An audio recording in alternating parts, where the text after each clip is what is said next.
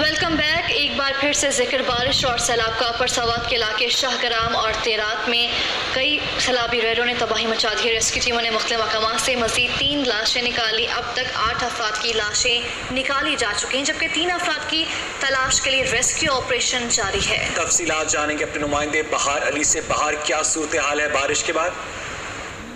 جی بالکل، اور کراچی میں ریسکیو سمیت دیگر محکموں کی آپریشن جاری ہے. دوسری روز بھی مختلف مقامات سے 3 افراد کی لاشیں نکال لی گئی ہے. اب تک 8 افراد کی لاشیں مل سکی ہیں اور مزید کی تلاشی جاری ہے. اسسٹنٹ کمشنر بحرین کے مطابق مدینہ اسپتال میں سیلاب سے متاثرہ 15 افراد کی جو علاج ہے وہ بھی جاری ہے.